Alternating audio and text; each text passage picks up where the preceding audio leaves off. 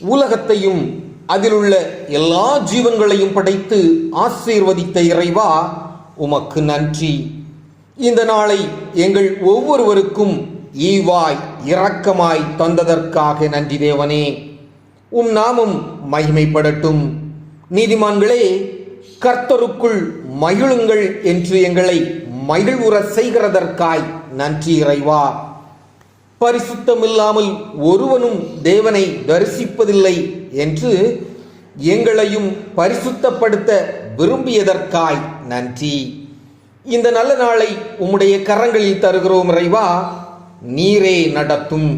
தேவனே, எங்கள் எண்ணங்கள், வார்த்தைகள், செயல்கள் அனைத்தும் உம்மை மகிழ்விக்கும்படியாக நாங்கள் நடக்க எங்களுக்கு கிருபை தாரும் இறைவா.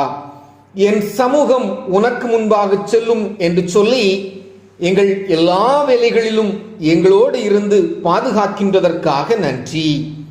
பாவத்திலும் சாபத்திலும் அறியாமையிலும் அடிமைத்தனத்திலும் அந்தகாரத்திலும் இருளின் வல்லமையிலும் சிக்கி வெளியே வர முடியாமல் தவிக்கும் கோடான கோடி மக்கள் இவ்வையகத்தில் உண்டு இறைவா. மீட்பை கட்டளையிட நீர் ஆசை கொண்டதற்காக நன்றி.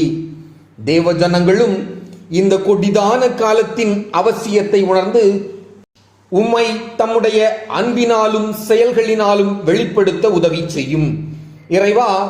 எங்களுக்கு ஞானமுள்ள இருதயத்தை தாரும். பெற்றோர்கள் குழந்தைகளை நடத்தும் அறிவை கொடும்.